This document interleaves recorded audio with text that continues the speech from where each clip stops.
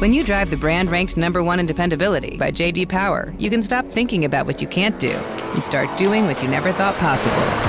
Visit your local Kia dealer today to see yourself behind the wheel of the brand ranked #1 in dependability by J.D. Power. Kia, movement that inspires. Call 800-333-4KIA for details. Always drive safely. Kia received the fewest reported problems among all brands in the J.D. Power 2022 U.S. Vehicle Dependability Study based on 2019 models. See jdpower.com/awards for 2022 details. Welcome to the Vault Podcast, classic music reviews, presented by IV Creative. Now, here's your hosts, B. Cox and the crew. Greetings and welcome, ladies and gentlemen, to another edition of the Vault Podcast, classic music reviews, presented by IV Creative. It's a perspective of the classics from a fresh point of view. We appreciate you for taking your time and lending your ears to our perspective. You could be anywhere listening to anything, but you're right here with us, so we thank you. With you today is yours truly, B. Cox, and want to give a shout out again to all the fans out there stateside and worldwide for continuing to show some love, running up the numbers out there. We appreciate you guys for continuing to support the show. Again, make sure y'all are tapping in with us on social media. Y'all know where to find them, of course, and you can always find it by going to our website, vaultclassicpod.com. That's vaultclassicpod.com. Run over there, go check out the website, look at our back catalog, leave us that voicemail message as well. And hey, go ahead and hit our Buy Me a Coffee, bottom left-hand corner on the home page with the coffee cup. Click on that, give a small monetary donation right there. Then you can support the show to make sure we can keep this going for many years to come. Guys, we got lots of great ideas for content coming up later on this summer and as well later on in the year. So keep tuning in and make sure that you are continuing to spread the word and that you're liking and also subscribing on all the platforms that you listen to. As we always say here on The Vault, our motto is hashtag open the vault, hashtag nothing but the classics, or NBTC. And today we're going to go back 20 years ago. We're going to go back to August 6, 2002 to an album that really strikes very personally for me and the time that it came out and what I was going through in that particular time, but also because it's from an artist that I deeply respect and also admire his work. And we're talking about none other than Brother Mob, Face Mob, Scarface, and his 7th studio album, The Fix, released August 6, 2002, recorded between 2001 and 2002, with a runtime of 47 minutes and 16 seconds on Def Jam South and Def Jam. The producers on this, you know them well, really an all-star cast of producers. Kanye West, Nottz, Mike Dean, the Neptunes, T-Mix, Nasheem Myrick, Flip, Lofi. So there's quite a bit of producers on here that had a long list of credits, and the guest spots on here as well. The likes of an all-star cast, Jay-Z, Beanie Siegel, Kelly Price, Faith Evans, Nas, Tanya Heron, and Dub C from Westside Connection. Really just a star-studded cast of producers and also artists on here as well. The singles from The Fix, the first one, Guess Who's Back, released April 30th, 2002. My Block, released July 30th, 2002. And Someday, released later on in the year in 2002, heading into 2003. This was an album that was Scarface's first album on Def Jam and his only album on Def Jam. And to speak on why it was so star-studded, we'll talk about in regards to what it took to get Scarface in order to do this album in the first place. Now, he left his longtime label Rap-A-Lock Records after recording his 6th studio album, Last of a Dying Breed, which came out in 2000. Scarface did have a bit of a contentious relationship. Well, not necessarily, I would say contentious. He had a complicated relationship with James Lil J. Smith, who was one of the founders of Rap-A-Lock Records, even though they had a long relationship that Scarface had been with since the beginning of his career. So he left them and ended up linking up with Def Jam. But the plan was, when Scarface came to Def Jam, wasn't for him to be an artist on the label. It was only for him to be an executive. So he was only supposed to make the decisions, do stuff like executive produce or greenlight projects. And he wasn't planning on releasing an album. Now, he was president of Def Jam South. And one of the first acts as president for Def Jam South was him signing Ludacris and his DTP clique to the label. He had not intended to record an album, but at the urging of Leor Cohen And also with the massive financial investment, Leroy gave him a massive check and investment to make sure that he would record an album at his urging. It began happening. And the financial security of the move really allowed Scarface to focus on creating quality content for the album and to focus on production. And to me, it resulted in one of the best albums in his career. As a matter of fact, Scarface himself says so much of his confidence came from the fact that he knew he wasn't signing to be able to make money with Def Jam. He was already squared away. He said that in this article with Albumism written by Jesse Ducker about the 20th anniversary of The Fix. He says, I was already straight before I even went into the booth. I can't tell you how much financial security helped me relax and focus on making the best music I could possibly make. And it wasn't just my own personal finances that were in good shape. The whole project was well financed. I was even more supported than I'd ever been, and you can hear it in the music. And that is probably why you see such a star-studded cast in both the production and also the guest stars on here, because of that investment. And what I will say is an investment that I think that paid off very, very handsomely just by hearing what you heard in The Fixed. And it's important because I want to make sure that we understand where we were during this time. We were in the midst of another shift in the industry in hip hop and in music overall. Now, the South had been on the creep for a while, and they were becoming more and more viable. They were becoming more and more popular. And at this point, they were becoming the dominant area in hip hop in terms of popularity, sales, and success. They were all over the airwaves. Their videos were all over the screens on MTV and also on BET.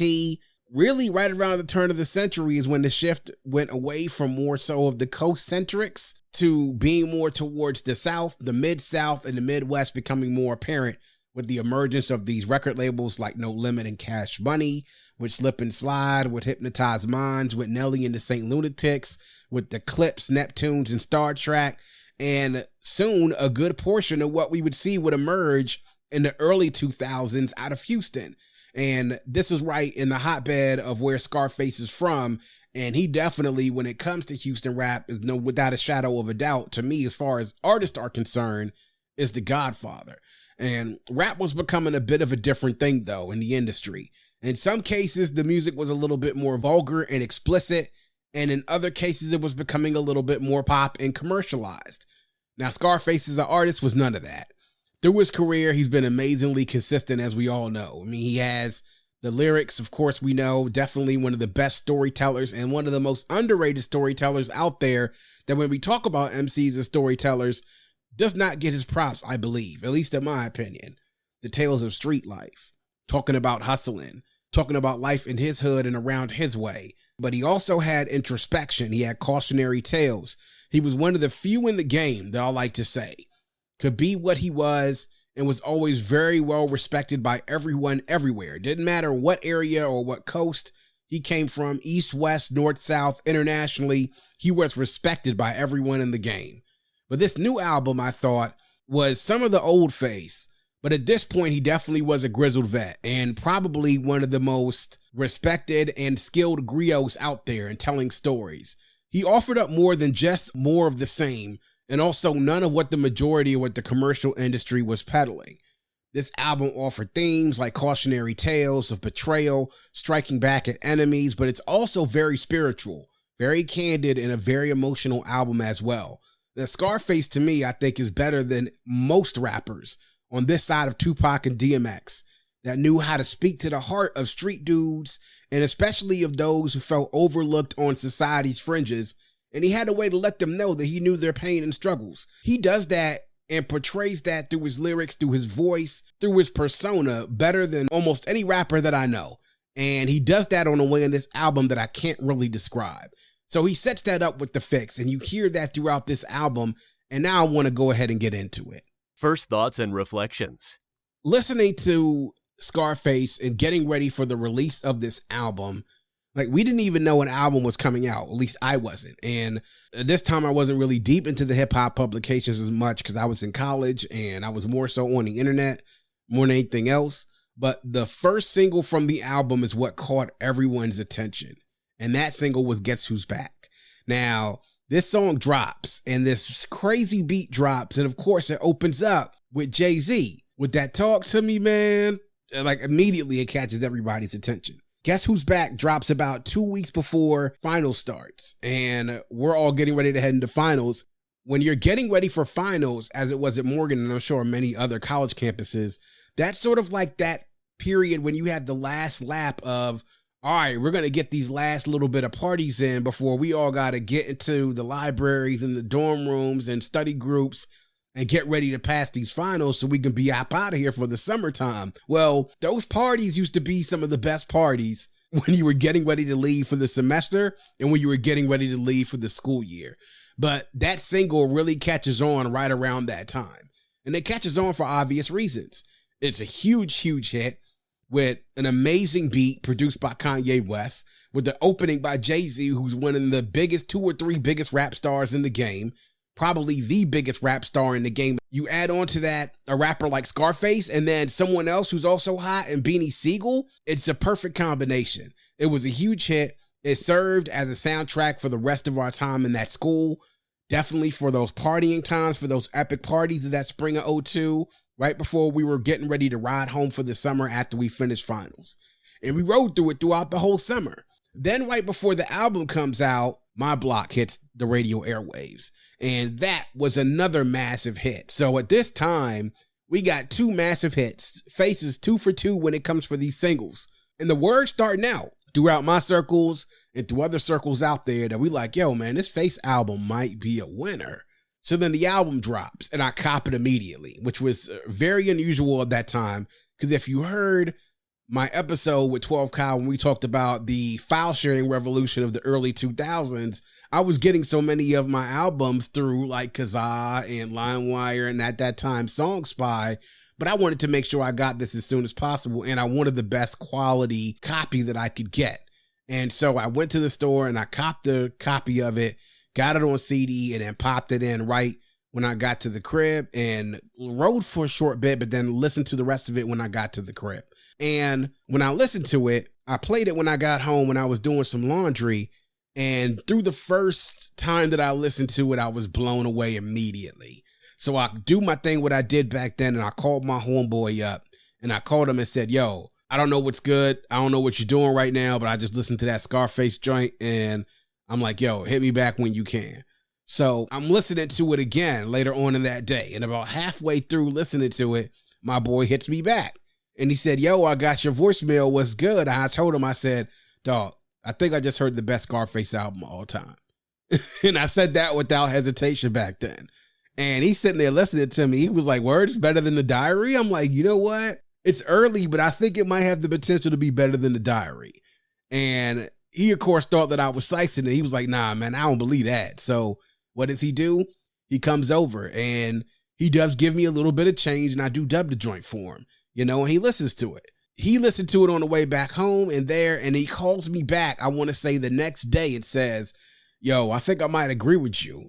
And so that's what's crazy because we have been through several great Scarface albums through our high school years, from the Untouchables to my homies, and we had heard the best of the best. And in middle school, we came out, The Diary came out. So we were like right in peak era Face Mob. And so to hear something like this and say that this was possibly the best out of all of them, yeah, it was definitely special. Getting the obvious parts out of the way, Scarface on here is obviously still an amazing MC, and still outstanding at this. I mean, 30 years after he first dropped Mr. Scarface's Back, he is still an MC that is skilled and is skilled at a level that many MCs are not.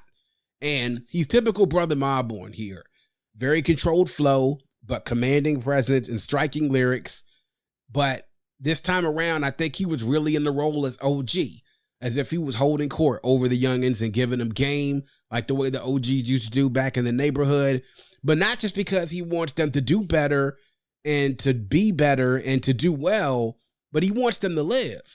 I mean, in a lot of these tracks in this album, you can hear the tenor in Scarface's voice that, you know, the tone that he takes here is definitely something that strikes at the heart of a lot of people who have been in that situation where they've had someone older trying to give them game, not just about the game, but about life in general. To add on to that, with his prowess as an MC, the production on here is absolutely bananas. I mean, he's working with some of the best producers out there and collaborators who has worked with them before. And Kanye's contributions on here are just top notch. Face gave him a lot of props for helping to make the album for what it was. Now, I'm not going to say his contributions on here are probably just as noteworthy as his work on the Blueprint, because I think his contributions there, being as though the status of what that album is historically is big, but I think it's just right there. I want to say they're probably maybe a notch below his work on the Blueprint, and it's not as extensive. Only 3 beats on here, but to me, it's just, it really is the impact of what the work that he did on this and, just how big it actually is. But then to also get contributions from frequent collaborators like Mike Dean and T-Mix, and then to have the Neptunes on here, it's able to give the album not just the variety, but also the depth that it needed. This is probably one of the best produced albums in its whole catalog, and I have no problem saying that. And there are some really, really great produced albums in his catalog. This one is right up there with the best of them. When you drive the brand ranked #1 in dependability by J.D. Power, you can stop thinking about what you can't do and start doing what you never thought possible. Visit your local Kia dealer today to see yourself behind the wheel of the brand ranked #1 in dependability by J.D. Power. Kia, movement that inspires. Call 800-333-4KIA for details. Always drive safely. Kia received the fewest reported problems among all brands in the J.D. Power 2022 U.S. Vehicle Dependability Study based on 2019 models. See jdpower.com/awards for 2022 details. Advocate for those who need support and make a difference in your community. Earn a Bachelor of Social Work from Grand Canyon University. GCU is a premier private Christian university offering online social work programs with affordable tuition and personalized support. In addition, you can earn your Master of Social Work by completing the Bachelor of Social Work plus just 1 additional year instead of 2. Find your purpose. Visit gcu.edu/socialwork to learn more. But then the guest spots on here are all just absolutely ridiculous. I mean, they're all very timely, and they're all seems like perfectly placed, including in the sequencing of where they appeared in the album.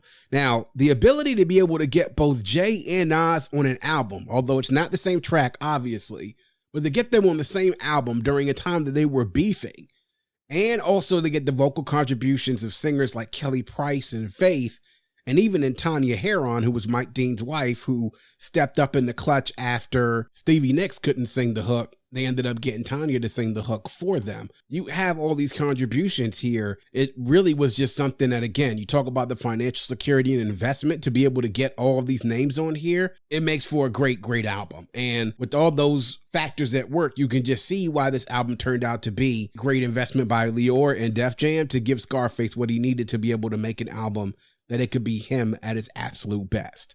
When I was done, I was sure that I had heard the best album of the year, at least at that time. And it carried me into my junior year at Morgan, where it was the talk of so many different circles when we moved in. And in the 20 years since it's been out, it's solidly in not just my top 2 for Scarface, but also on a crucial short list for me. And I'll get to that in just a second. Highlights and lowlights. Goodness. Where do I start? I mean, it's this album is 47 minutes and 16 seconds of just consistent thump, no matter where you go. I mean, from the minute you press play on track #1, which is the Fixed intro, until you get through the end of Fixed outro, it's just absolute fire. And it doesn't let up. From the minute you hit track #1, get into track #2, Safe, where Face hits you with just some hard lyrics and definitely giving you tales about what happens as homies in the streets plotting on you in Safe. And that hits you hard, and you know that it's typical Face mob and typical Face lyrics and flow. But then you get into In Cold Blood with that absolutely hypnotic beat by Kanye that just knocks you out. And a flow that can only be a Face flow that just complements that beat completely well. When you get into Guess Who's Back, we're familiar with the single, but when this joint drops and where it drops with that beat by Kanye, that sample that comes in that they used, the original Sunrise. I mean, it just is really, really dope. And to have Jay on there spitting his game, Scarface to pretty much back that up, and then Beanie Siegel to really close the track out very, very strongly. The heat is still going. And then you get into My Block, which is just an absolute thumper, still a head nodder to this day. Definitely one of Face's signature tracks, even after all of these years. When you get into Keep Me Down, and shout out to Nottz for this beat, this guitar, my God, that guitar on Keep Me Down. And this song always was one of my favorites on this joint because of Face spitting on here and the game he was spitting on here, but then that guitar beat just kept things rolling. I mean, you're rolling through this and you're through the first 6 tracks and there's no let up. But then finally things change pace a little bit for What Can I Do featuring Kelly Price. And this song to me is the one where obviously the change of pace comes at a needed time, but really the messaging in this one here is something that strike home for me. And I'll talk about that in just a second in regards to why this song and also this album is very important to me during this. But like Kelly Price in here and the vocals, the hook, I mean, the emotions in the song is just something that I think that most people when listening to this will say that it hits them a little hard because of that. I mean, I don't know many people that can listen to this and not be affected. Then you get into In Between Us, which has Nas, and Nas comes out and man, out the break just hits a completely just one of his best verses and really takes the time to, you know, spit a poignant verse in regards to the subject matter. And he takes the time to talk about learning from adversity, growing up, you know, taking the knowledge he acquired to help to survive the streets and survive life. And he changes that because originally the lyrics in this In Between Us had some bars that were definitely directed right at Jay. And Face requested that Nas change the lyrics and change the bars. He wanted no parts of being caught up in between the beef between Nas and Jay. And considering that he was having Jay on here as a guest, he did not want any type of beef or a part of the beef or anything like that. So Nas changed the verse. And then Scarface made his contribution on there. It was, to me, right up there, sort of like, I would say, a continuation almost of A Favor to a Favor that was on I Am. And those two collaborated again. And some people think that Scarface and Nas wouldn't work, but they showed for the second time that definitely it worked. And then Someday with Faith, produced by the Neptunes. Shout out to them for the beat. But I mean, Faith's, her vocals on this, man, it did something to me in the lyrics, man. Scarface's flow in the lyrics, it evoked an emotion out of me that I didn't think that I would get listening to Scarface's music. Let me put that way. And really perfectly placed, sort of like right in the same vein of What Can I Do? But oh man, just an incredible track. And it shows a different type of side of Faith. I mean, Faith has always kind of talked a little bit about spiritual things and, you know, talks about praying in God. But to me, this is almost like taking it to the next step.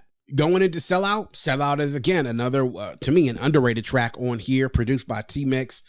And then getting into Heaven with Kelly Price yet again. I mean, a song with the message, again, where they're talking about this change of pace that Faith has. This is really the sign of maturity and then being an OG. We talked about the things that what your OGs do in the game. This is just Faith doing it again. And this song actually has one of my best moments of the entire album with the beat switch and then the verse to end the album. And the message is just something, a message that still resonates 20 something years later, is a message that's timeless. And then the album really closes out on I Ain't the One with Dub C. And if there is a quote unquote let up or let down, I guess you could say, it is probably a little bit here. Now, this song produced by Tony Pizarro and Flip. I mean, this is to me a strong song as well. It definitely gets back into the mode of Face being OG gangster street life type stuff, and Dub C definitely fits into that category, and what they're talking about definitely will strike a tone with some. It isn't my favorite track on the album, but I think to me, it's something that I'm not really worried about because I think it stays into the mode and also the tenor of most of the album before you close it out with Fixed in the outro. Now, that's the entire album. 47 minutes and 16 seconds of heat and not one low light for me. I mean, this is an album I can play through all the way, not have to worry about skipping, not have to worry about fast forwarding, none of that. This is just absolute fire. I mean, obviously there are standouts here. What Can I Do? Guess Who's Back? Someday, In Between Us, In Cold Blood are all my favorites, but I can play all of these tracks on here. I mean, this is to me one of my favorites of all of Scarface's albums, and one of the ones where I can go all the way through and not cringe at least one time, like, this doesn't really, this is absolute fire. Absolute fire. When he talked about that, it created an environment for him really to focus on making good music. You can tell and you can hear it in the music. Beyond just the financial security it provided for the people he was able to get, I mean, that helps. But I think even if he didn't have these guest spots, this would be a standout album. Notable quotables. So my notable quotable, even though there are so many of them here, and I could pick so many of the ones that you are more familiar with, I'm actually going to go with one that strikes me the hardest because of the message. And I talked about Heaven with Kelly Price. For those who are familiar with the album, there's a moment in Heaven featuring Kelly Price that the beat is one beat that is produced by T-Mix, and then the beat flips to another type of beat produced by Kanye. And it just stops. Like maybe for the last 50 seconds, this beat comes on, and then Faith spits a verse over that. That is one of my favorite moments on the album, probably my favorite moment on the album. And it's almost like a different song in a certain respect.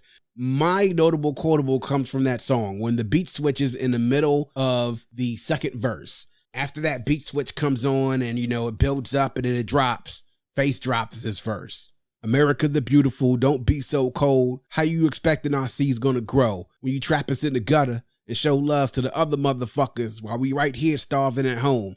I cry if I thought that me shedding a tear might help. Then again, me shedding tears don't help. Want to call up to the president just to see if he know help. Let him know you up shit creek yourself. We all sinners facing the winter with no socks and no shoes in a position where we all gonna lose. Tell the penitentiaries we gonna need more schools, or what the fuck is we gonna do? Sit around and let the world pass us by, waiting on a message from the Reverend when he ain't but another man trying to get to heaven. Waiting on a message from the Reverend when he ain't but another man trying to get to heaven. Man. When I listened to this part, when the beat switched and he came with that verse, I think I had to rewind it probably like 4 or 5 times just to get that part again. I mean, that was the part that to me was just like, this is wow. Waiting on a message from the Reverend when he ain't but another man trying to get to heaven. And the rest of it is something that, like I said, is a message that's timeless. I mean, want to call up the president just to see if he know help. Let him know you up shit creek yourself. We all sinners. I mean, wow. I mean, absolutely. Just starting it off with America the beautiful, don't be so cold. How you expecting our seeds gonna grow? That's been a message of black people and marginalized people in this country for a long time, but I digress. Just to me, in an album full of gems, this is definitely gem number 1 for me personally. Final verdict. So look, I mean, this is not hard to figure out. This is just absolutely without a shadow of a doubt to me, this is certified classic. 10 out of 10. I mean, this album has not only gotten better for me as time has gone on, but considering the quality and the content and the messages from this album, from one of the most reliable, consistent, and respected messengers in the game, it definitely stands the test of time. So the messages and the lyrics that Scarface lays out, they always age well to me. But these haven't aged at all in 20 years. Now, for me personally, as I stated earlier, the reason why I respect this album so much is because the spiritual aspect of this hits home, especially in the context of the time. Now, around this time that this was coming out, and as it was the months afterwards, I lost one of my childhood friends. And I was also going through a personal storm in my life. And to be honest, this album and the content in it, some of the content in it helped me get through it. Additionally, they have 2 singles on here that are certified classic singles that 20 years have definitely stood the test of time, and Guess Who's Back and My Block.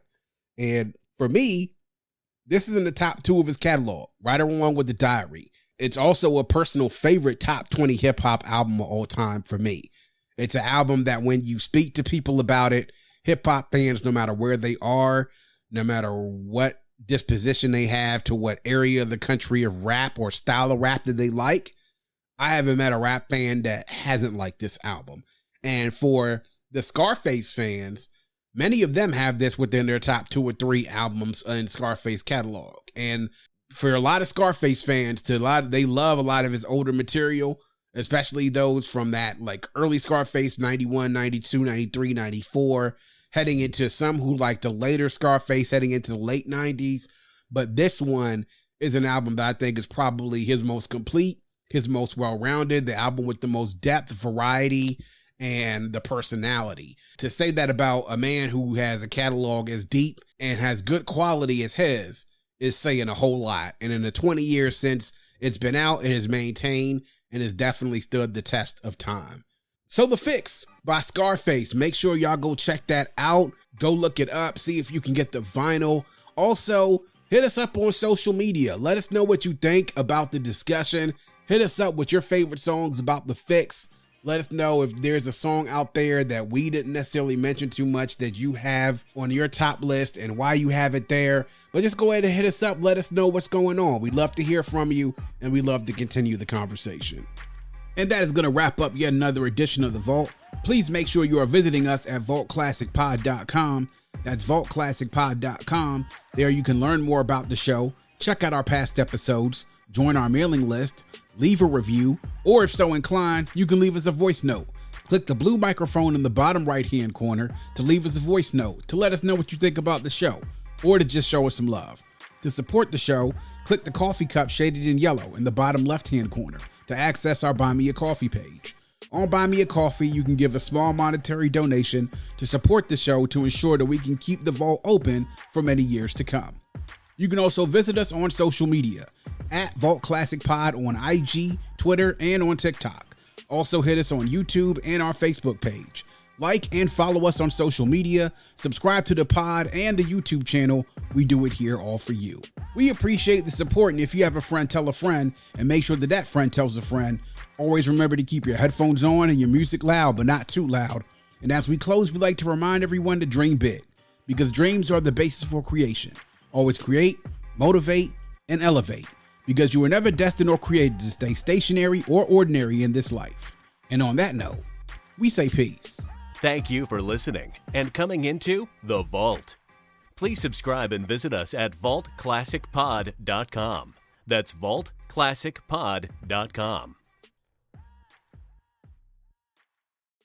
This holiday, whether you're making a Kroger Simple Truth Turkey for 40 or a Murray's Baked Brie for 2, Kroger has fast, fresh delivery and free pickup, so you can make holiday meals that bring you all together to create memories that last. Kroger, fresh for everyone. Free pickup on orders of $35 or more. Restrictions may apply. And right now, you can save when you shop your faves.